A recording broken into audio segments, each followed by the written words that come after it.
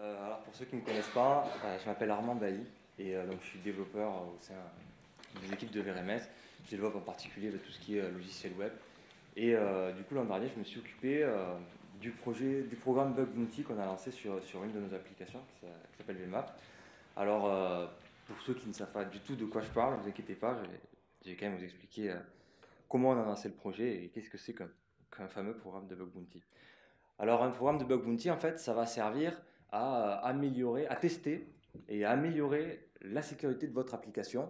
Alors, nous, on l'a fait pour une plateforme web, mais ça peut se faire aussi sur d'autres applications. Le concept, il est assez simple.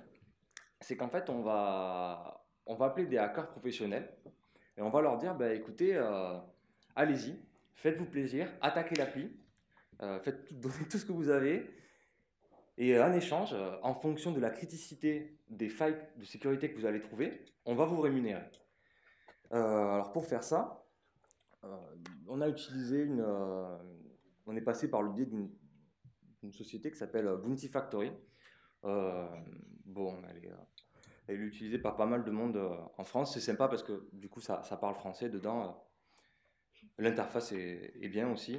Et surtout, ce qui était sympa, c'est qu'on peut gérer la notion de projet public ou privé. C'est-à-dire qu'on peut lancer euh, un projet et dire n'importe qui peut attaquer le projet sans forcément être inscrit ou être validé. Ou alors on peut dire bon, ben, je vais choisir mes hackers. Ça permet de travailler au début du coup avec plus de proximité. Alors au niveau de la plateforme, donc ça ressemble à ça. Alors ça, c'est les images du coup de notre bug bounty qu'on a lancé. Alors, vous voyez là donc on a les noms des différentes failles, enfin, bugs qui ont été remontés. Sur chaque bug, en fait, une personne au sein des équipes va devoir aller dessus et classifier le bug. Alors, vous voyez ici, ces bugs-là, ils ont été qualifiés comme informatifs. Ça veut dire en fait qu'ils ne respectaient pas forcément la charte qu'on avait mise en place. Là, par exemple, ouais, ici, là, celui-là, default page 2, page accessible. En fait, la personne disait ouais, regardez, si j'utilise cette URL-là, je peux savoir quelle version d'Apache vous utilisez. Du coup, ça peut me donner des indices pour hacker votre site. Et bon, on lui a répondu ouais, mais en fait, si vous allez sur notre site internet, c'est écrit la version d'Apache qu'on préconise. Donc, c'est pas vraiment un bug accepté. Il y a des bugs qui ont été marqués ici resolved. Donc, ça veut dire qu'ils ont été acceptés et résolus. Donc, lui, par exemple, il a gagné 200 euros. Et après, il y a des bugs qui ont été refusés ou alors classés duplicate, c'est-à-dire que donc, plusieurs personnes ont trouvé le même bug.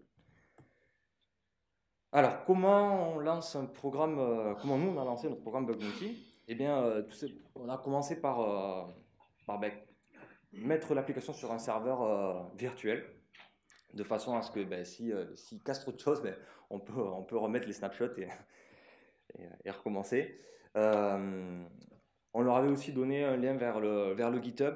Du coup, comme ça, c'était sympa parce qu'ils avaient accès au code source de l'application. Alors, pour trouver des failles de sécurité, c'est sympa d'avoir le code source et à la documentation pour savoir comment ça marche.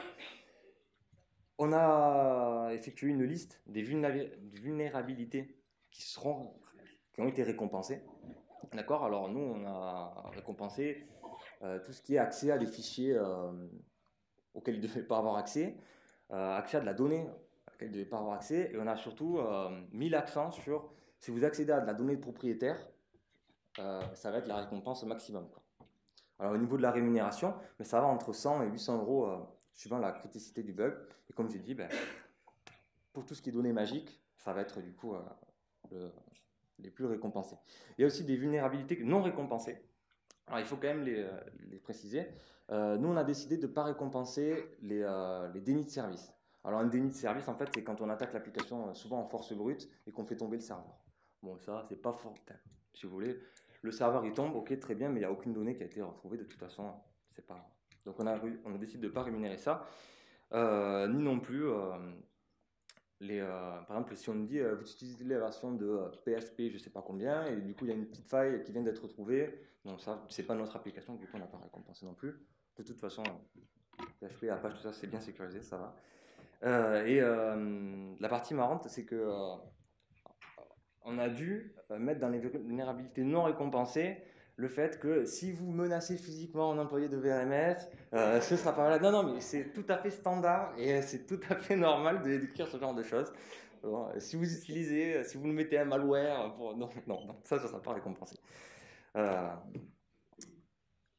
je vais faire une petite interlude technique sur les grands types d'attaques, on va dire, qu'on peut subir et à quoi ça correspond exactement. Les plus connues d'attaques, c'est les attaques par injection. Notamment la plus connue, c'est l'SQL injection, qui correspond en fait, ça veut dire que l'attaquant, il a réussi par un moyen de pouvoir taper de la commande SQL sur l'application.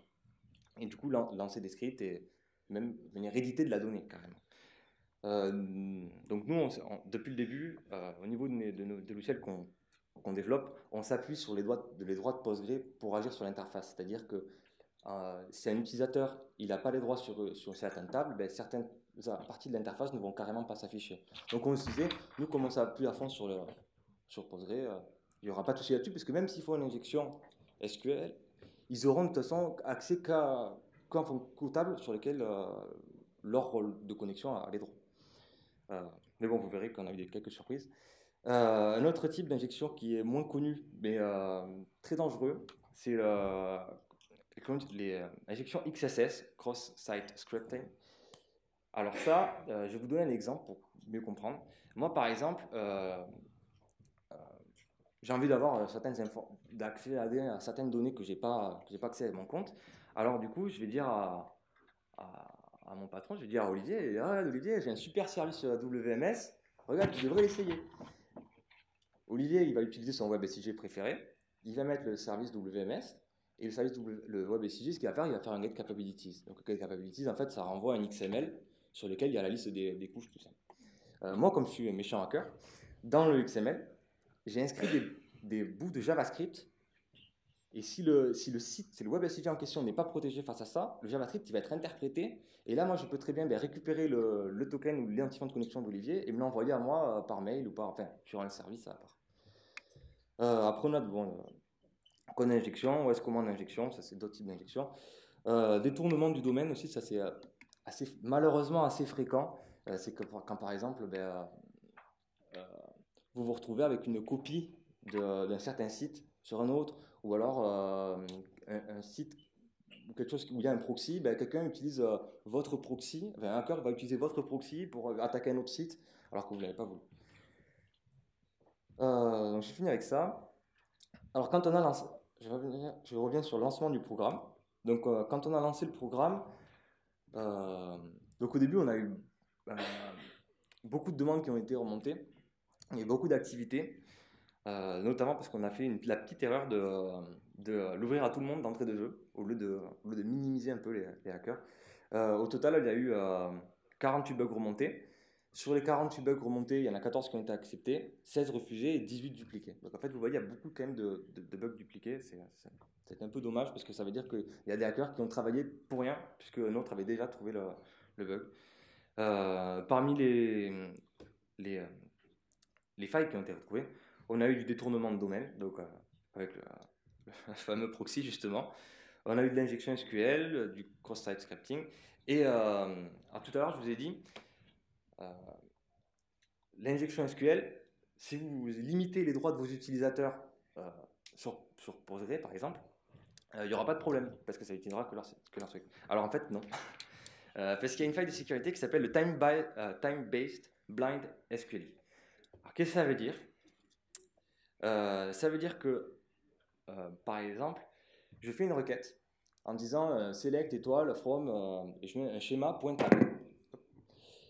Si la base de données me répond en 1 milliseconde, ça veut dire que la table peut-être n'existe pas. Alors que si elle me répond en 5 millisecondes, ça veut dire que la table existe, mais que j'ai les droits refusés sur la table. Et que de cette façon-là, en faisant des centaines et des centaines de requêtes, je peux reconstruire à peu près le modèle de données et même avoir certaines informations de la base de données. Alors il y a quelques mois, je crois, avec Olivier, on a rigolé parce qu'on a su qu'il y a un célèbre forum SIG français qui s'est fait hacker et dont les hackers ont dit ouais, regardez, on a tout votre modèle de données, on a réussi à vous hacker. Et en fait, ça nous a fait penser à ça. On s'est dit en fait, c'est sûrement du bluff. Ils ont réussi, oui, à trouver le modèle de données, à quoi ça ressemblait, mais ils n'ont pas les données à l'intérieur. Donc de toute façon, ça leur sert sûrement à rien. Combien ça coûte? Alors, nous, pour notre programme, du coup, en termes de rewards, de récompenses qu'on a offert aux hackers, on a dépensé à peu près 3 700 €. Mais c'est surtout beaucoup de travail, notamment de notre part en ressources humaines, parce qu'il faut répondre à tous. Enfin, on reçoit beaucoup de demandes et il faut leur répondre sur chaque bug. Des fois, ils sont particulièrement difficiles à comprendre. Donc, il faut vraiment comprendre et vérifier le bug, reproduire la faille de sécurité, voir si c'est vraiment si c'est vraiment valable, quoi. Il faut savoir que les hackers, ils ont tendance à surévaluer, enfin, être un peu, à surévaluer un peu leur travail, on va dire, regardez, votre truc, il est nul, alors qu'en fait, donc souvent, c'est très intéressant de comprendre bien ces bugs et de les vérifier. Au niveau des points positifs, évidemment, c'est vachement bien parce que on comprend où sont les failles de notre logiciel et surtout, ça motive les équipes. Ça motive les équipes parce que c'est un peu ludique quand même. Et surtout, ça les motive à rester dans la sécurité pour chacun des développements qui vont suivre. Puisqu'ils savent très bien que le programme est en cours et que s'il y a une faille de sécurité qui apparaît, eh ben, ça va coûter des sous. Et du coup, ça va leur retomber dessus. Donc, ça responsabilise un peu tout le monde. C'est bien parce que ça amène des contacts. Évidemment, c'est toujours sympa d'avoir des gens spécialisés dans la cybersécurité dans ce carnet d'adresse et beaucoup de savoir-faire. Pour conclure, je dirais aussi que nous, on est très contents de l'avoir fait, même si ça a coûté un peu d'argent, même si ça nous a coûté du temps, on est très contents de l'avoir fait et on est heureux de vous annoncer aujourd'hui que dans les mois qui vont suivre, on va lancer le même programme sur GTF pour être sûr qu'il n'y ait pas de soucis. Alors on est beaucoup plus confiant sur GTF puisque ça utilise le même socle qui est le socle VITIS, d'accord, qui utilise toutes les applications.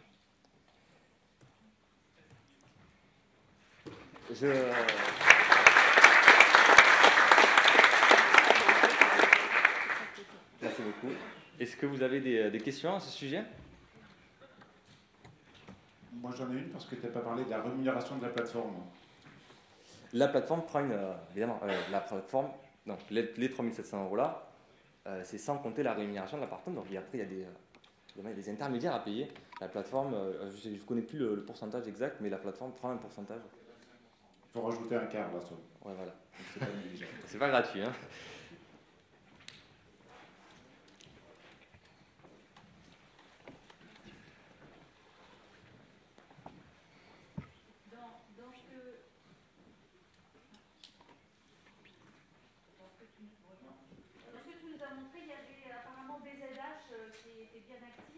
Ouais.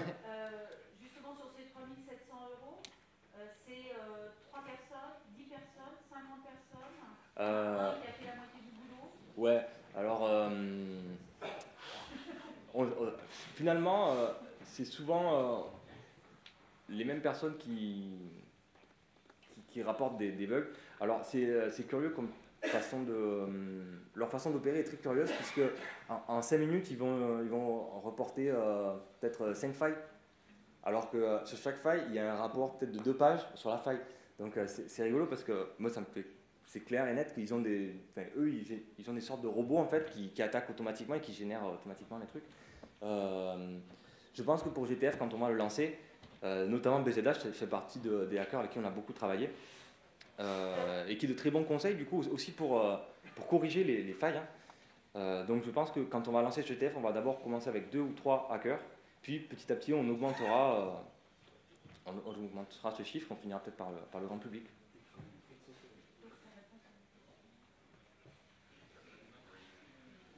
Est-ce qu'il y a beaucoup de personnes qui ont été rémunérées? Différentes personnes qui ont été rémunérées, je dirais peut-être 5 ou 6 personnes sur 20. Sur 10 du bug remonté, ouais, ça fait... Je crois qu'on a eu le tort aussi, ça a été visiblement assez mal perçu, d'essayer de récompenser quand il y a 4 bugs, 4 fois le même qui est reporté, pas dans la même minute, mais presque, de dire, oh ben ouais c'est pas mal, on va essayer de couper la poire en 2, en 3 ou 4, comme ça on va récompenser un peu tout le monde. Ça c'est pas bon, ça ils aiment pas ça. C'est le premier qui doit avoir le gros lot, et puis les autres, on leur explique que non, c'est arrivé 30 secondes après, ça ils comprennent tout à fait. Mais ils n'aiment pas du tout partager leur récompense. Donc ça, on s'est fait un peu avoir là-dessus, et donc du coup, on a même été obligé de remettre un petit peu main au portefeuille pour récompenser certains, parce que non, non, mais ça c'est pas normal, vous m'avez donné que 100 € ou 200 € pour ce bug, ça vaut beaucoup plus. Bon, il y a une espèce de jeu avec eux, hein. C'est assez intéressant. Eux, ils ont tendance à surévaluer, surjouer, hein. C'est un peu normal. Donc il ne faut pas se laisser avoir, il faut avoir des compétences en interne. Ce n'est pas la bonne solution si vous ne connaissez rien en sécurité de donner en pâture votre application. Ils vont se déchaîner, ils vont se régaler, mais ils vont essayer de vous tirer le maximum dessous. Ça c'est certain. Hein. Et, moi j'ai l'impression que chacun a sa petite spécialité. Donc chacun a développé son petit robot avec ses rapports tout prêts.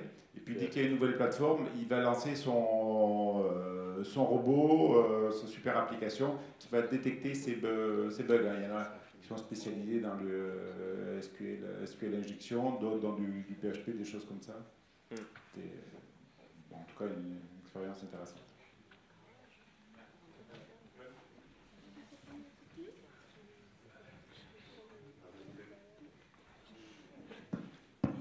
Ma voisine de gauche veut savoir si c'est vous qui avez fixé les tarifs. Oui, c'est nous qui fixons les. En fait, c'est en fonction c'est Olivier et moi qui avons, en fonction de chacun des bugs, on les a d'abord acceptés ou refusés, et puis ensuite on dit, bon ben, en fonction, on a dit que c'était entre 100 et 800 €, ça c'est très critique parce qu'il y a eu telle donnée affichée, donc du coup. Alors il faut savoir que personne n'a réussi à nous sortir de la donnée de la base. C'est quand même, nous c'était notre principal objectif. Ils ont réussi plusieurs choses, hein, des injections à SQL, c'était comme ça, mais de la donnée propriétaire proprement dite, ou même de la donnée autre, ou sur laquelle ils n'avaient pas les droits, personne n'a réussi à faire ça. Ils ont réussi à exploser le serveur quand même. Oui, par contre, ça, ils ont pété le serveur. Ils ont cassé votre serveur. Il n'était plus disponible. Bon, on a pu le récupérer rapidement, mais il n'était plus disponible. Oui, ça c'était au bout d'une demi-heure en plus, je crois. C'était marrant. On a lancé le programme, ça c'est un tort. Ne pas tenir ses promesses. Il ne faut pas tenir ses promesses parce que l'année dernière, lors de la conférence, je vous ai dit, on lance le programme de PubBotier aujourd'hui, ça commence à minuit, puis bien entendu, il n'y avait personne le lendemain à la société, on était à Lyon, on avait d'autres choses à faire. Et donc les premiers bugs, ils sont arrivés à minuit 1, minuit 2, minuit 3. Donc ça n'a pas arrivé quand on est arrivé le lundi. Je crois que le serveur était en vrac, on avait 50 mails. Donc on disait, oh, stop. Donc il faut faire ça quand on a du temps, avec une bonne équipe. Voilà, il faut se préparer un petit peu à l'avance. Du coup, vous dites que pas mal de hackers utilisent des scripts, des robots, quoi. Et il n'existe pas sur Internet des sites où on peut trouver ce genre de robot qui pourrait permettre de faire des tests en interne plutôt que de demander à tout à fait. De toute façon, nous, on avait déjà fait certains tests. C'est ce qu'il faut faire. Hein. Il faut faire quand même certains tests avant de se lancer là-dedans. Hein. Bon, après, il faut savoir, voilà. Quand on va sur le site, de toute façon, quand on sélectionne les hackers, ils ont un ranking en fait. Et il faut voir que il y a vraiment une élite, quoi. Il y a vraiment une élite et le reste. Et donc je pense qu'il y en a qui sont très très très bons, d'autres moins. Moi malheureusement je le suis moins. Alors j'arrive pas à hacker mes propres sites de la même façon dont ils le font eux. Des fois c'est par exemple l'injection time-based où le mec qui fait des requêtes, il regarde le temps de réponse pour savoir. Moi j'aurais jamais pensé à ça et même faire un robot, c'est difficile quoi.